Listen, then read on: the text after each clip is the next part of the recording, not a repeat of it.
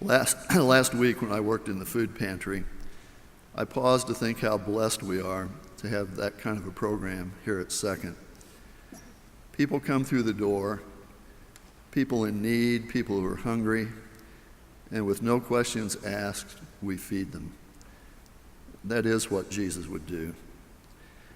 It's a joy for all to see our faith and the light of Christ shine upon those people that we serve.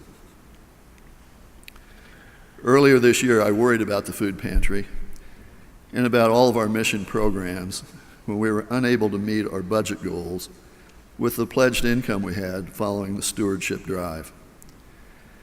This, I think, is the only time in recent history that we were unable to balance the budget.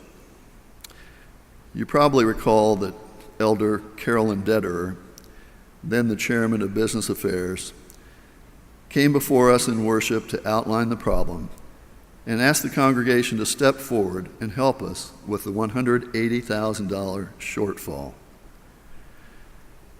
As this church always does, this family of faith stepped up and erased that deficit. The funds arrived in three forms. Some people increased their pledge, some people gave a one-time gift, and some people pledged who simply had not sent in their pledge cards. The largest group, in fact, were those that meant to pledge but just did not get it done before the Stewardship drive finished. We're grateful to everybody that stepped forward last year. The fiscal position of the church has been healthy all year, and we were able to restore the cuts to our mission programs like the food pantry and many others. I have to admit that when I watched Carolyn reach out to the congregation asking for help last January, knowing that I was the incoming chairman of Business Affairs, I hoped that I wasn't going to have to do that again this year. I'm before you today to ask that we give joyously this year and avoid another shortfall. It's especially important to get your pledge in on time. We have to have the budget done by the end of the calendar year, and we can't budget more than is pledged in income.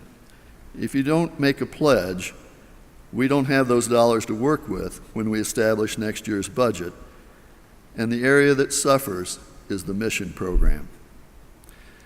Stewardship materials will come out early in October, and Commitment Sunday is the 22nd of October. It's a week earlier this year. But don't wait for that. Send in your pledge as soon as you get it. So please, prayerfully consider your pledge and get it in early. We're entering a transition year in which we're going to replace our senior pastor. Let's not start that transition limping in with a budget shortfall. We will welcome our new leader with a stable balance sheet, a robust mission program, and you won't have to see me in January. Thank you.